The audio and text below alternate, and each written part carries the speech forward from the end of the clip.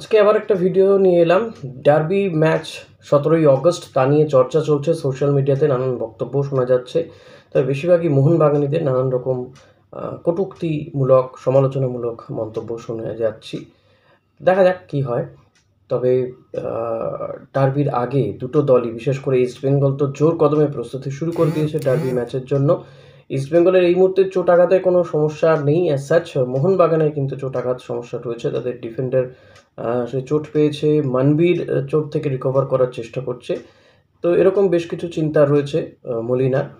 এর মধ্যে এফসি গোয়া, তারা আবার এএফসি ACL2 এর মানে লিগ পর্যায়ে ম্যাচ খেলার ছাড়পত্র পেয়ে গেছে। গতকালই তারা আল সাহেব বা আল সাবাব তাদেরকে হারিয়ে দিয়েছে 2-1 গোলে। ম্যাচটা কিছুক্ষণ দেখছিলাম, যথেষ্ট ভালো খেলেছে। আমি যখন দেখলাম তখন 2-1 গোল হয়ে গিয়েছে অলরেডি। তো ডিফেন্স করছিল। এর পাশাপাশি যেটা বলবো যে ইস্টবেঙ্গল তারা প্র্যাকটিস করছে ডার্বির আগে। তবে ইস্টবেঙ্গলের কর্মকর্তা দেবব্রত সরকার তিনি বলছিলেন যে ফাইনালে ডার্বিটা হলে ভালো হতো। অতি অবশ্যই ডুরান্ড কাপ কর্তৃপক্ষ তারা যে সিদ্ধান্ত নিয়েছে সেটা তো এক প্রকার গাজোয়ারি সিদ্ধান্ত, যে ডার্বি করতে হবে এবং সেটা কোয়ার্টার ফাইনালে করে দেওয়া হোক। কোথাও গিয়ে হয়তো কিছু টাকা রোজগার হবে, ভালো টিকিট বিক্রি হবে, উপভোগ্য একটা ম্যাচ হবে। কিন্তু সেটা নিয়ম মাফিক হলে বোধহয় ভালো হতো। অনেক ক্ষেত্রে অনেকের প্রশ্ন যে নিয়ম রক্ষা হচ্ছে না, মানে নিয়ম ভঙ্গ করেই করা হচ্ছে কার্যত। তো যাই হোক, যেটা হয়েছে ম্যাচের মতনই হবে। ইস্টবেঙ্গলও খেলবে, মোহনবাগানও খেলবে, তারা প্রস্তুতি নিচ্ছে। এর মধ্যে আরেকটা খবর পাওয়া যাচ্ছে যে ইস্টবেঙ্গলে দেখুন একটা তো সমস্যা রয়েছে রাইট ব্যাক লেফট ব্যাক নিয়ে। লেফট ব্যাকে জয়গুপ্তা অলরেডি সাইন হয়ে গিয়েছে। কবে আসবে সেটা এখনও পর্যন্ত ফাইনাল নয়, চলে আসতে পারে। তবে ডার্বিতে খেলবে কিনা অনেকে জিজ্ঞাসা করছেন। আমার মনে হয় না ডার্বিতে খেলবে বলে, সেই চান্স আছে বলে তো আমার মনে হচ্ছে না। খুবই কম চান্স, না খেলার সম্ভাবনা অনেক বেশি। এখনও পর্যন্ত ফাইনাল নয় যে জয় কবে আসছে। রাইট ব্যাক নিয়ে একটা কথা শোনা যাচ্ছে যে প্রীতম কোটাল, রাইট ব্যাকে প্রীতম কোটালের সঙ্গে ইস্টবেঙ্গল নাকি প্রীতম কোটালকেও তাদের টার্গেটে রেখেছে। ভালপুইয়া যেমন টার্গেটে রয়েছে, তবে ভালপুইয়া এখনও পর্যন্ত ফাইনাল হয়ে ওঠেনি। সময় খুবই কম, আর মাত্র দিন 15-16 বাকি। এবছরের মতন এই ট্রান্সফার উইন্ডো বন্ধ হয়ে যাবে। তো ভালপুইয়াও যদি না হয় তাহলে হয়তো প্রীতম কোটালকে ইস্টবেঙ্গল নিতে পারে, এমন একটা সম্ভাবনা শোনা যাচ্ছে। তবে আমি যতদূর প্রীতম কোটালের সম্পর্কে জেনেছি, নিঃসন্দেহে মোহনবাগানে খেলা, এটিকে মোহনবাগানে খেলা, প্লাস হচ্ছে প্রীতম ইন্ডিয়া টিম খেলা প্লেয়ার, ভালো মানের প্লেয়ার। বয়সটা একটা ফ্যাক্টর, 31 বছর বয়স। তবে ভালো মানের প্লেয়ার, তাকে ইস্টবেঙ্গল নিয়েও হয়তো 1-2 বছর খেলাতে পারে। এর বেশি তার সার্ভিস পাওয়া যাবে কিনা যথেষ্ট সন্দেহ রয়েছে।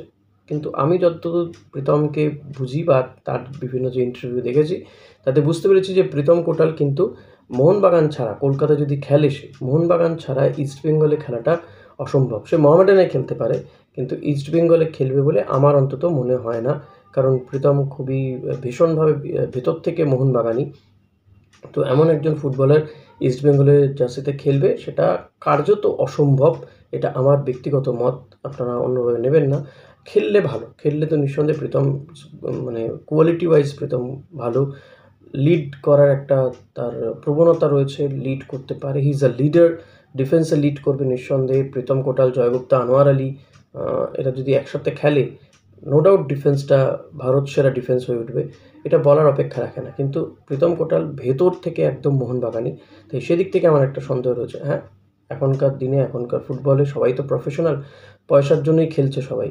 তো তেমন মূল্য পেলে হয়তো খেলতেও পারে, সেটা সময় বলবে। তবে আমি এদিক থেকে বলবো যে এই খবরটাতে আমার খুব একটা ভরসা হচ্ছে না। অনেকে দিচ্ছেন ঠিকই, অনেকে সম্ভাবনার কথা বলছেন। আমি সম্ভাবনাটা কার্যত অসম্ভব বলছি। যদি সম্ভব হয় তো ভাববো যে আমি ভুল প্রমাণিত হয়েছি, বা ভাববো যে প্রীতম হয়তো তার সেই যে ভেতরকার আবেগ, তার যে মোহনবাগানি আবেগ, সেই আবেগকে দূরে সরিয়ে রেখে সে প্রফেশনালিজমটাকে পাথেয় করে এগোতে চাইছে, তাই সেই সিদ্ধান্ত নিয়েছে। সেটাই হওয়া উচিত বলে আমার মনে হয়। সে ভেতর থেকে যাই হোক না কেন, যখন সে প্রফেশনাল সার্কিটে রয়েছে, তার এরকম চিন্তাভাবনা হওয়া উচিত নয়। তাহলে তার ক্যারিয়ারেরই কোথাও গিয়ে আটকে যাবে। তো আমি দেখি কি হয়। তবে আমার এখনও বিশ্বাস যে প্রীতম যদি আসে ইস্টবেঙ্গলে, সেটা ভালো সাইনিং হবে।